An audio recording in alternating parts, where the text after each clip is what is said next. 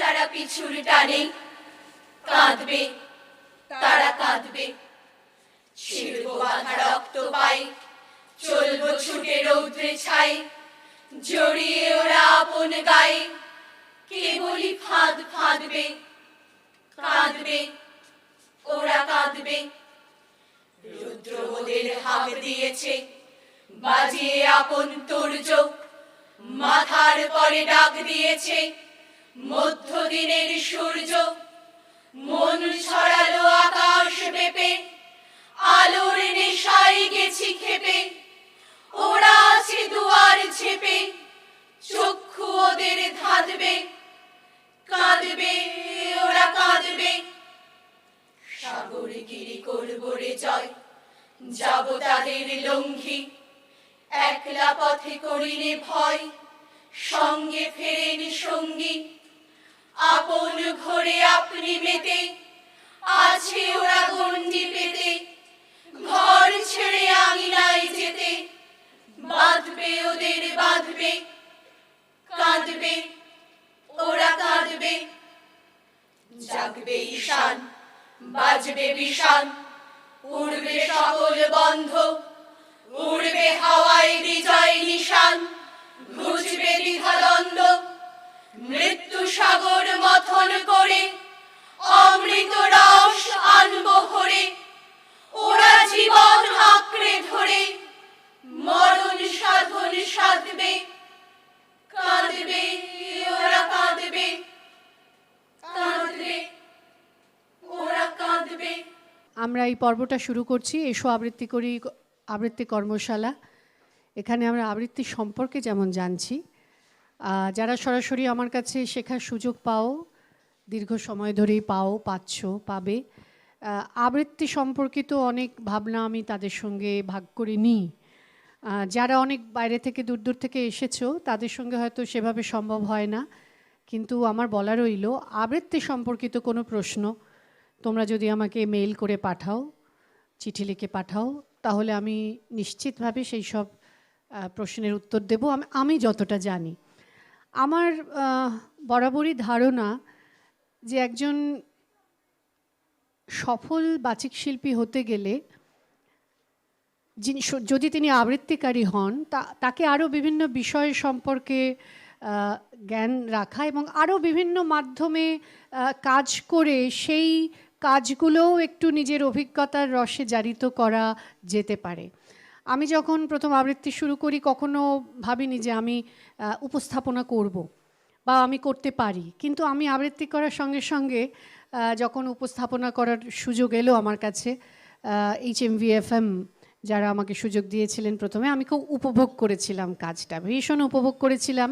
এই কারণে কেননা সাহিত্য, সঙ্গীত এইসব নিয়ে প্রচুর পড়াশুনো করতে হতো, জানতে হতো, আর যত পড়তাম আমার বলতে তত সুবিধে হতো, কারণ আমার কাছে অনেক তথ্য থাকতো।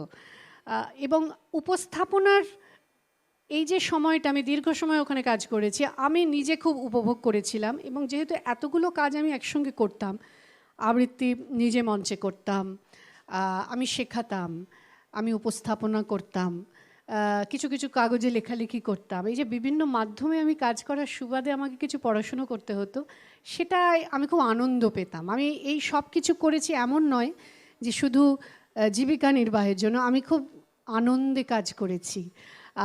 এবং আমার মনে হয় যে কাজটা আমি খুব আনন্দে করি সে কাজটা দ্রুত সফলতার দিকে আসে। আমার এই যে কেরিয়ার শুরু, চলতে চলতে অনেক গুণী মানুষের সান্নিধ্যে আমি এসেছি। আমার মনে আছে আমি তখন দূরদর্শনে সংবাদ পাঠ করছি, তো সংবাদ পাঠের মধ্যেখানে একটা চাঙ্ক থাকতো যেখানে খাস খবর হতো, খাস খবরের একটা চাঙ্ক থাকতো। তো তখন আমাকে একটু ওয়েট করতে হতো, কারণ তারপরে আবার আমাকে সংবাদ পাঠ করতে হতো। তো এইভাবে এবং তখন আমি খাস খবরটা দেখতাম। আর একটা প্রোগ্রাম, স্পেশাল প্রোগ্রাম, ওইটাই কি তুমি করতে তখন মীর? এই সামনে একটা কম্পিউটারের মধ্যে আজকে, ওটা মীর পড়তো। তো ও এত সুন্দর পড়তো, সে কিন্তু অনেক বছর আগের কথা। কবে হবে আজকে পড়তে? 98, ওই সময়। মানে আমি তখন দূরদর্শনে খবর পড়ছি, ও আজকে বলে একটা, ওটা রেইনবো প্রোডাকশনসে ছিল, হ্যাঁ। ও পড়তো এবং তখনই ওর পড়াটা আমার খুব ভালো লাগতো। সেই আজকে থেকে মীর কিন্তু ওর নিজের কৃতিত্বে, ওর নিজের একটা ঘরানা তৈরি করে ও বিভিন্ন দিকে নিজেকে ছড়িয়ে দিয়েছে। ও চমৎকার বাংলা বলে এবং ওর, আমি রোববারের যে গল্পগুলো পাঠ করে রেডিও মির্চিতে, ওটার ওই তো সবাই জানে ওটা কিন্তু আমিও মাঝে মাঝে শুনি। ও এক ভারী চমৎকার পাঠ করে। এই যেগুলো আমরা এতক্ষণ ধরে আলোচনা করছিলাম, স্ক্যানশন, এমফাসাইজ, কোথায় রাগ, ক্রোধ, কতগুলো ক্যারেক্টার ও একসঙ্গে করে, এত নিখুঁত করে যে আমি ওর অনুরাগী ছিলাম, আরও না থেকে পারিনি এবং থাকবো। মীর, ওর একটা গানের দলও আছে।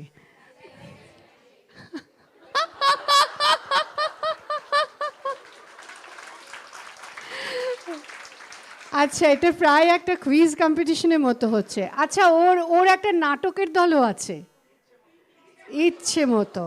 সাম্প্রতিককালে ওর একটি নতুন নাটকও মঞ্চস্থ হচ্ছে।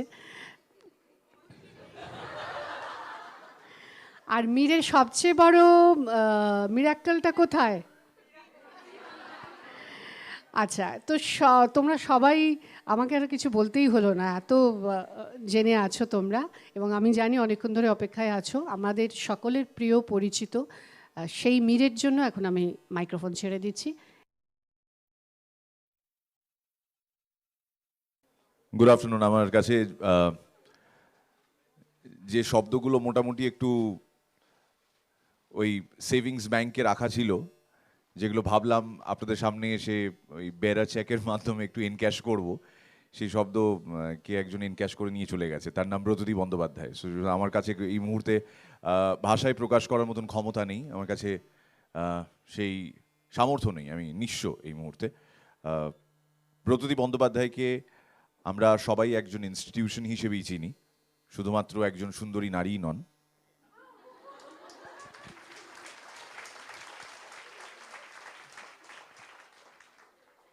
এবং আমার ছাত্রাবস্থায় ব্রতদিদিকে আমি টেলিভিশনে যেমন নিউজ পড়তে দেখেছি, আমি উপস্থাপনা করতে দেখেছি। একটা সময় বন্ধু বান্ধবদের মধ্যে ব্রতদী বন্দ্যোপাধ্যায় মানে ছিল সরকারি অ্যাঙ্কার, মানে আমাদের ইয়ার্কি করে বলা হতো আর কি, সরকারি কোনো অনুষ্ঠান ব্রতদিদি থাকবেন।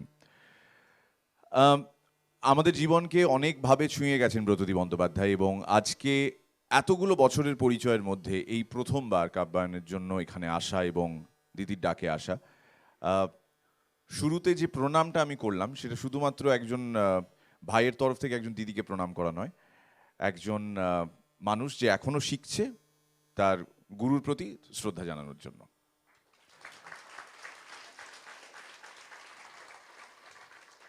আর এই যে ছোট্ট একটা বনভিটা কুইজ কন্টেস্ট হয়ে গেল এক্ষুনি, মানে দিদি বলছেন, আপনারা সবাই উত্তর দিচ্ছেন, আমি আপনি থেকে তুমিতে নেমে আসবো, আমাকে কয়েক সেকেন্ড সময় দিন। আমি হ্যাঁ হ্যাঁ, আমার খুব একটা বেশি সময় লাগে না আর কি ইনফর্মাল হতে, কিন্তু আমি আসবো সেটাতে। যে সানডে সাসপেন্সের কথা আপনারা এক্ষুনি বললেন, আজকে সেই সানডে সাসপেন্সের জন্মদিন। 2009-এর 28শে জুন আমাদের পথ চলা শুরু। আমরা সেদিনকে প্রথম সানডে সাসপেন্স নিবেদন করি। 2009-এর 28শে জুন রোববার ছিল। সেই দিনই প্রথমবার সানডে সাসপেন্সে কোনো গল্প পাঠ করা হয়, এবং আমরা ছোটবেলা থেকে যে রেডিও শুনে অভ্যস্ত, রেডিওর নাটক, কলকাতা ক, খ, গ, ঘ সবেতে একযোগে একটা নাটক প্রচারিত হতো এবং আমরা আলাদা আলাদাভাবে সে সময় আবার শুনতাম। তখন অতটা প্রচার হতো না কোন সময় রিপিট হচ্ছে, সুতরাং খুব কান খাড়া করে শুনতে হতো। 3টের সময় নাটকটা হতো, ওটা মিস করে গেলে মুশকিল। অল্টারনেট সপ্তাহে সাঁওতালি নাটক হতো, সেটা নিয়ে আবার বাঙালিদের কাঁওতালি হতো যে কেন সাঁওতালি নাটক হবে। হ্যাঁ, আমরা যে যা নিজের মতন করে রিজনালিজম করতাম। সেই সানডে সাসপেন্সের 5 বছর পূর্তি আজকে। আমাদের গোটা রেডিও মির্চির টিম এই মুহূর্তে পিটার ক্যাটে বসে লাঞ্চ করছে।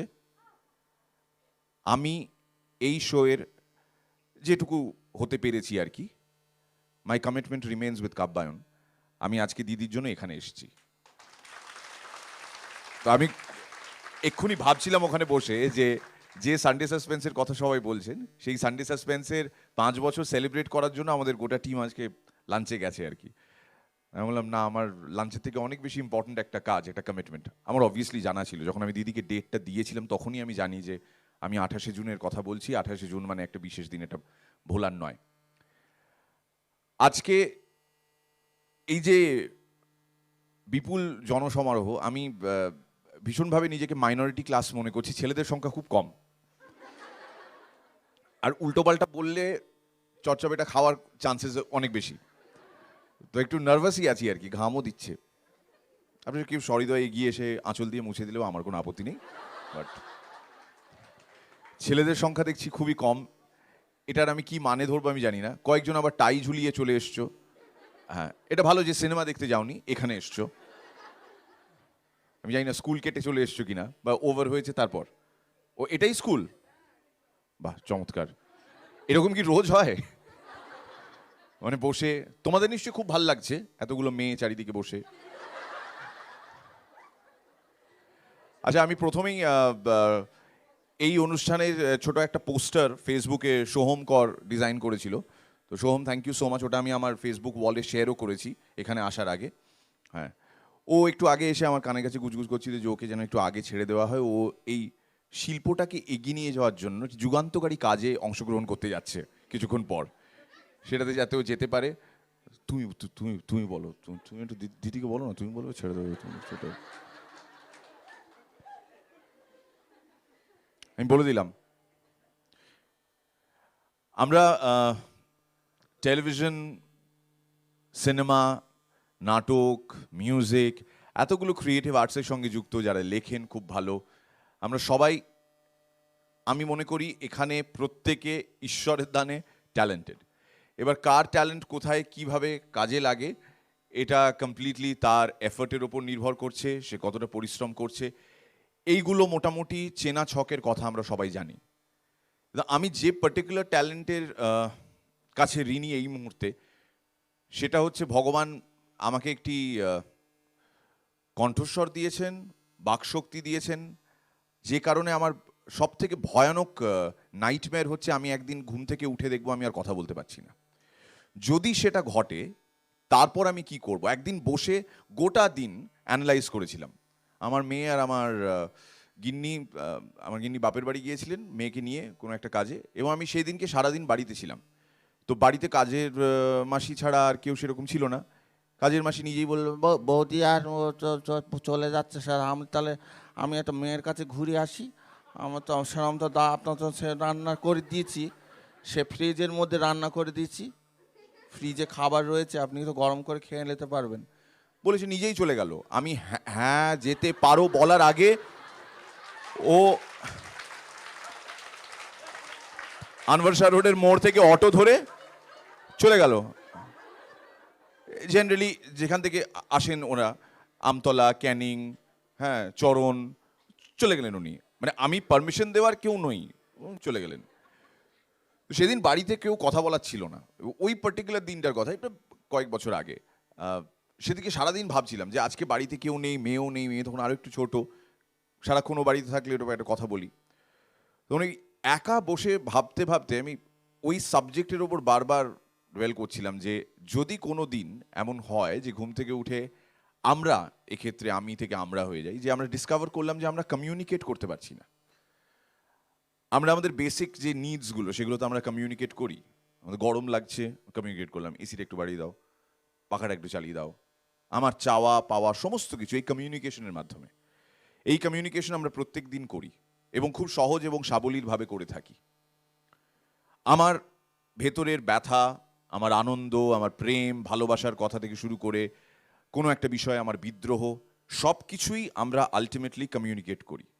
আমরা চুপ থেকে খুব একটা বেশি কিছু বোঝাতে পারি না, আমাদের একটু কথা বলা দরকার কারুর সঙ্গে।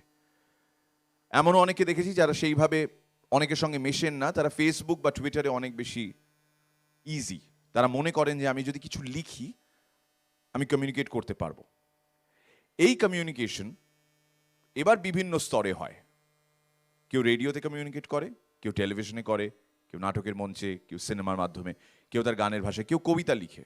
সবসময় যে সে কথা বলেই কমিউনিকেট করছে তা নয়।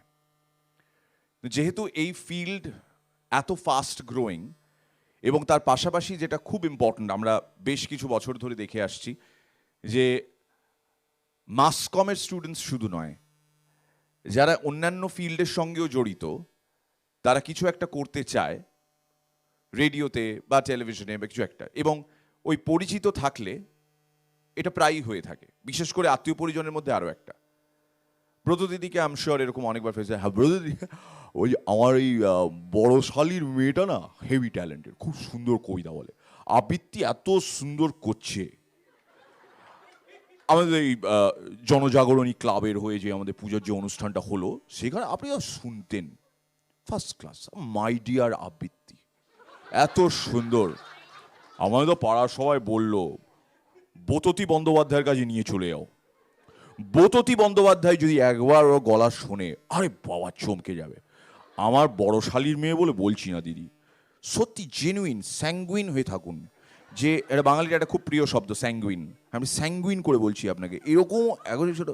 তো আমাদের যে সবার একটা ধারণা থাকে যে আমার আত্মীয় বা আমার পরিচিত বা আমি নিজেও, আমাদের মধ্যে খুব ট্যালেন্টেড কেউ রয়েছেন এবং তাকে একটা আলাদা জায়গা করে দিতে হবে।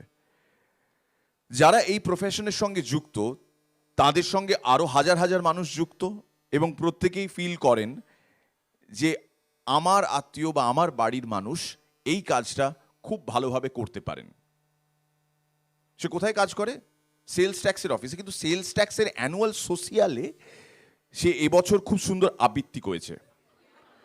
তো এই সোশিয়ালের রেকর্ডটা মানে অ্যান্টি সোশিয়াল হয়ে যাওয়ার আগে ও একটা ধারণা থাকে যে সে একটা নাম করতে পারে, এবং সেই কারণে এটা হয়, এটাও হয়। এবং এখানে একটা অপরাধবোধ জন্মায় ভেতর থেকে আমাদের, যারা এই প্রফেশনের সঙ্গে যুক্ত কোনো না কোনোভাবে, যে যারা আমাদের কাছে আসেন তাদের মধ্যে প্রায় 90%কে আমরা পরখ করে দেখারই সুযোগ পাই না। যারা পরখ করে দেখবেন বলেন, তারা বলেন আজ নয় কাল, কাল নয় পরশু, পরশু নয় তরশু। যে কারণে আমি এ যাবৎ 1994-এ আমার রেডিওতে প্রথম কথা বলা এক ধোপার দৌলতে, সেই ধোপার কাহিনী একটু পরে বলবো, অনেকে জানেন অবশ্যই সেই ধোপার কাহিনী। সেটা থেকে শুরু করে 2014, আজকে আরও গর্বের বিষয় যে 2014 অগস্ট মাসের 6 তারিখ আমি রেডিও জীবনে 20 বছর কমপ্লিট করব। আমি এর মধ্যে অনেক কিছু স্যাক্রিফাইস করেছি, আমার টেলিভিশন ক্যারিয়ার স্যাক্রিফাইস করেছি, আমার ফ্যামিলি সবার বিদেশ গেছে আমাকে ছেড়ে, আমি যেতে পারিনি, কেননা আমাকে মির্চিতে সোম থেকে শনি 7টা থেকে 11টা হাজিরা দিতে হবে। এমন অনেক সামার ভ্যাকেশন, উইন্টার ভ্যাকেশন আমার মেয়ের চলে গেছে, যেখানে আমি ওই সামার আর উইন্টার ভ্যাকেশনে ওর সঙ্গে যেতে পারিনি। বাবা হয়ে ট্রিমেন্ডাস অপরাধ বোধ, মানে এটা প্রায় একটা ডিপ্রেশনের লেভেলে চলে গিয়েছিল একটা সময়। ফেসবুক আসার পর আরও বেশি, বাইরে ছুটি কাটাচ্ছে, ছবি আপলোড করছে, আমি সেই ছবি বসে বসে দেখছি, স্টুডিওতে বসে একা ফিল করছি। তারপর যখন ভাবি আর কম্পেয়ার করি যে আমি কত হাজার হাজার লাখ লাখ মানুষের ভালোবাসা পেয়ে এত দূর আসতে পেরেছি, যে কানেক্ট করতে পারছি, তখন মনে হয় যে কোথাও একটা ওই if you not giving you not receiving, একটা স্যাক্রিফাইসের জায়গা সবসময় থাকে। এমন অনেক আর্টিস্ট আছেন যে কি স্যাক্রিফাইস করলেন সেটাও তারা কোনোদিন বলে উঠতে পারেন না, ওটা ভেতরেই থেকে যায়। তো যে কমিটমেন্টটা দরকার নিজের প্রফেশনের প্রতি, সেই কমিটমেন্টের জায়গা থেকে এগিয়ে যাওয়া। আমি অনেক টেলিভিশন শো বাদ দিয়েছি, অনেক সিনেমার কাজ করতে পারিনি। রেডিও এটুকু আমি বলতে পারি নিজের প্রতি দায়িত্ব নিয়ে, এই একটা জায়গা যেখানে অসুখ বিসুখ ছাড়া এবং দু একটা ছুটির জায়গা ছাড়া আমি কিন্তু এটা 20 বছর ধরে রোজ সকাল 4:30 পৌনে 5টায় উঠে প্রত্যেক দিন 7টা থেকে 11টা ব্রেকফাস্ট শো করা, এবং রেডিওতে আমি শুধু ব্রেকফাস্ট শোই করেছি সকালে, এছাড়া অন্য কোনো টাইম স্লটে আমি কাজ করিনি সেইভাবে। সুতরাং বিরাট বড় চ্যালেঞ্জ। এই এত বড় ভূমিকা এই জন্য দেওয়া যে এই 20 বছরে এ যাবৎ আমি যে কটা ওয়ার্কশপ অ্যাটেন্ড করেছি, আমি কোথাও এরকম বিপুল সংখ্যায় মানুষের উৎসাহ দেখিনি যেটা আজকে এখানে এসে দেখলাম। আমি ওখানে ঢোকা মাত্রই আমি ভাবলাম যে এতজন ইন্টারেস্টেড এই ফিল্ডে, শুধুমাত্র রেডিওর কথা নয়, আর অন্যান্য অনেক জিনিস। দিদি স্টুডেন্টস রয়েছেন অনেকে এখানে, বাইরে থেকেও এসছে, আমি কিছুটা শুনলাম একটু আগে ঢোকার মুখে। এটা দেখে খুব ভাল লাগছে যে আপনারা এতটা সময় দিচ্ছেন শুধুমাত্র একটা বিষয় সম্পর্কে আরো একটু জানার জন্য। আমাকে পার্টিকুলারলি রেডিওর বিষয়টা বলতে বলা হয়েছিল, আমি দিদির সঙ্গে একটু আগে আলোচনা করছিলাম যে শুধু রেডিও নয়, আমি একটু টেলিভিশন, একটু স্টেজ, এটাও একটু ছুঁয়ে যাব, যে মানুষ এত ইন্টারেস্টেড এই প্রফেশন নিয়ে। একটা সময় যে আমাদের অ্যাঙ্কার বলা হতো, এই বিষয়টা অনেকে রাখতেন না মনে। এমন অনেক সময় এমন অনেক বাচিক শিল্পীকে শুধুমাত্র অ্যানাউন্সার বলে অপমান করা হয়েছে, যারা কিন্তু তার থেকে অনেক বেশি।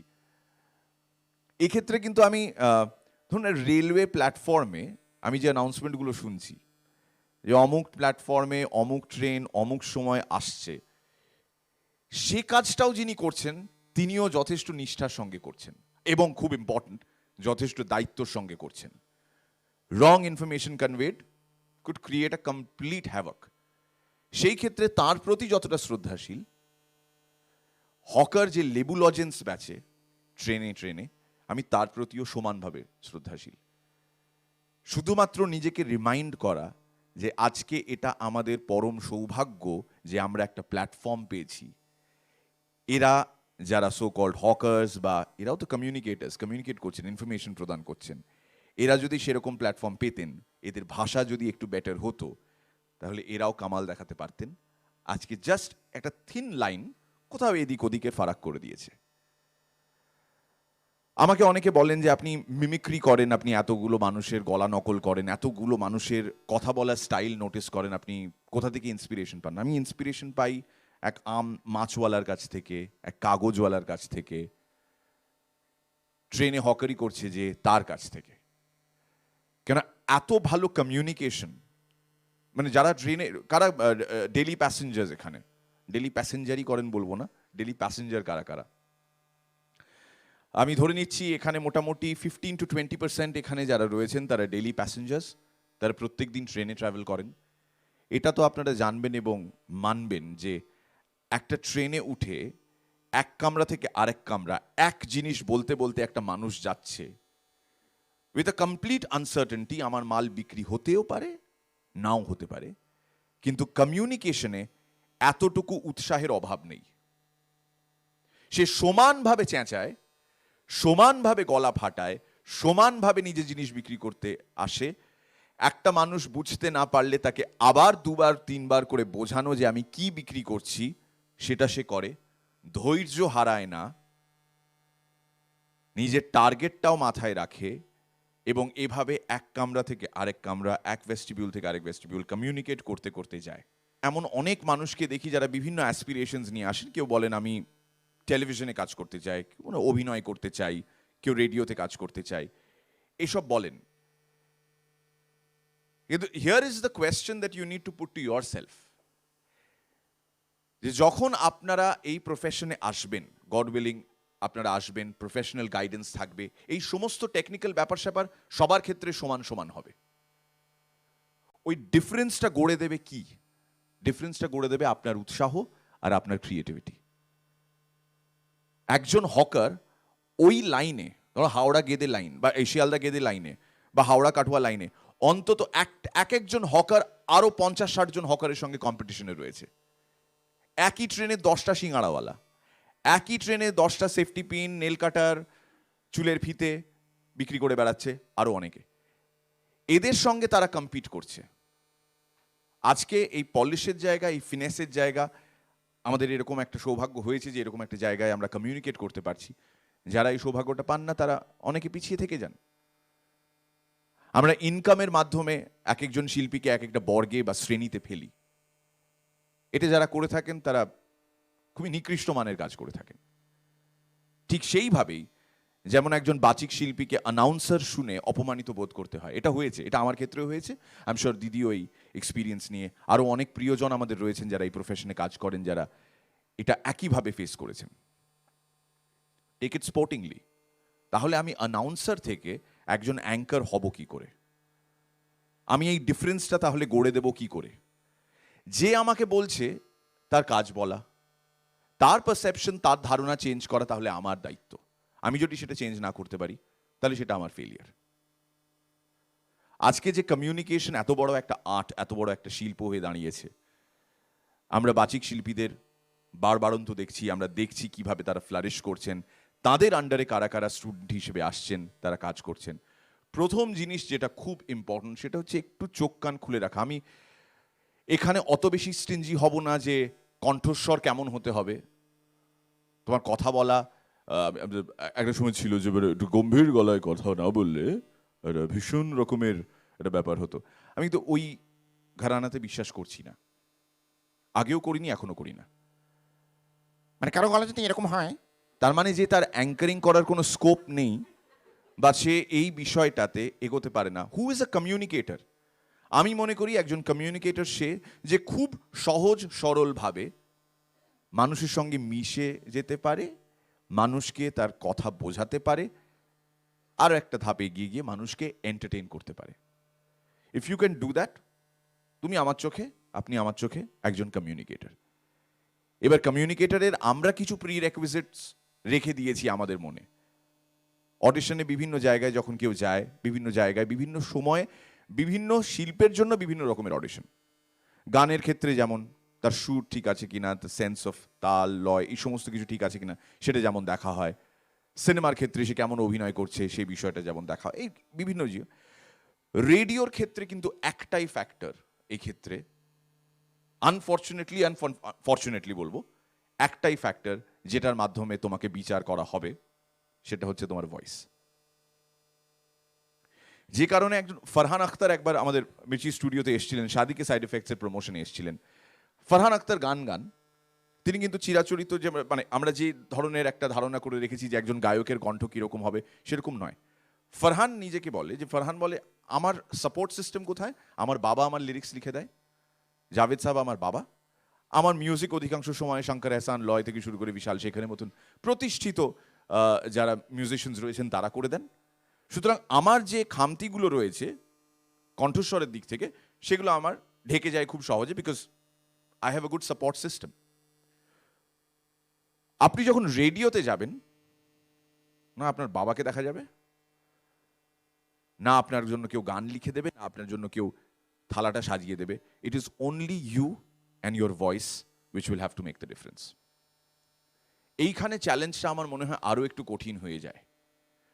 আই এম শিওর দিদিও টেলিভিশনের সামনে, ক্যামেরার সামনে যখন একটা কাজ করেন তার থেকে অনেক বেশি কোথাও না কোথাও মনে হয় একটা মাইক্রোফোনের সামনে, শুধুমাত্র একটা মাইক্রোফোনের সামনে কাজটা করা। ওই কণ্ঠস্বর, তারই মাধ্যমে সমস্ত ইমোশনস বোঝানো, সব কিছু ওই একটা কণ্ঠস্বরের মাধ্যমে। এখানে আপনি যতই সুন্দরী হন না কেন সেই রূপ আপনার কাজে লাগবে না, লোকে আপনাকে শুনছে, আপনাকে দেখছে না। পরে টেলিভিশনের মাধ্যমে যদি সেই কণ্ঠস্বর একটা আলাদা প্রতিষ্ঠা পায় তখন অনেকে ওটা রিলেট করতে পারে যে ও এবার তো এ বলছে, আচ্ছা আচ্ছা অমুকজন, তাকে তো আমি চিনি, রূপে গুণে লক্ষ্মী, দারুণ। সেই ধারণাটা অনেক পরে আসে। ইনিশিয়ালি যদি আমি মনে করি যে একজন মানুষ সে শুধুমাত্র রেডিওতে কাজ করতে চায়, তাহলে বুঝতে হবে তাকে তার কণ্ঠ দিয়েই পুরো খেলাটা জিততে হবে, আর অন্য কোনো উপায় নেই। সে তার রূপ দেখানোর সুযোগ পাচ্ছে না বা অন্যান্য জিনিস দেখানো, সে যদি মজার দেখতে হয় সেটাও তো সে দেখাতে পারছে না রেডিওতে। এবার এই কণ্ঠস্বরের সঙ্গে যদি আমাকে আরো কিছু যোগ করতে হয় অ্যাজ কমিউনিকেটর, তাহলে সবার আগে আসবে ওই চোখ কান খুলে রেখে যেটুকু আমি ভেতরে নিয়েছি সেটাকে কতটা ইফেক্টিভলি আমি লোকজনের সামনে পেশ করতে পারি সেটা। এটা খুব ইম্পর্ট্যান্ট একটা জায়গা, এবং এটা নিয়ে পাতার পর পাতা বলা যায়, ঘন্টার পর ঘন্টা লেকচার দেওয়া যায়। খাস খবর করার সুবাদে আরও অনেক ইয়াঙ্গার যারা, তাদের সঙ্গে আলাপ হয়েছিল এবং তারা বিভিন্ন জায়গায় আলাপ পরিচয় হয়েছে। তারা প্রত্যেকে বলেছেন আমি খবর পড়তে চাই, আমি ভীষণভাবে খবর পড়তে চাই, আমি খবর ছাড়া থাকতে পারি না। আমার দাদুও খবর শুনতেন, রেডিওতে শুনতেন, টেলিভিশনে সারাক্ষণ খবর দেখেন। এক মুহূর্ত আমরা তখন স্টার আনন্দের কথা হচ্ছিল সেই সময়, স্টার আনন্দ ছাড়া অন্য কিছু দেখেন না, 24 ঘন্টা ছাড়া অন্য কিছু দেখেন না, সারাক্ষণ খবর খবর। আমাদের পুরো ফ্যামিলিতে খবর, আমাদের রক্তে খবর। আমি এটা খবর পড়তে চাই, আমি এটা নিউজ অ্যাঙ্কার হতে চাই, আমি নিউজ পড়তে চাই। মিদ্দা রিপোর্টার না, আমি রিপোর্টার হব না, আমি তো নিউজ পড়তে চাই মিদ্দা, আমি ক্যামেরার সামনে থেকে নিউজটা পড়তে চাই মিদ্দা। আজকে কাগজে কি বেরিয়েছে সকালবেলা, এটা দুপুরবেলা কথা হচ্ছে তার সঙ্গে, সকাল হেডলাইন, সকাল কোন কাগজ মিদ্যা বলো, আনন্দবাজারই বলো, আনন্দবাজার তো আনন্দবাজার, বলছি দান, না ধরাবেন না, আমি বলে দিচ্ছি নিজেই, আজকের কাগজটা না,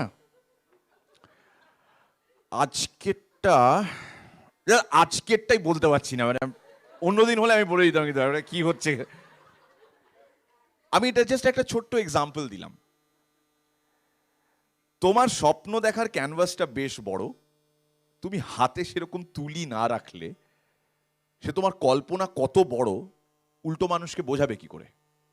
তোমার হাতে তুলিটাই নেই, রং পেন্সিল আনোনি, ব্যাগে রঙের ক্রেয়ন্স এগুলো নেই, অথচ তুমি বলছো তুমি এটা করতে চাও।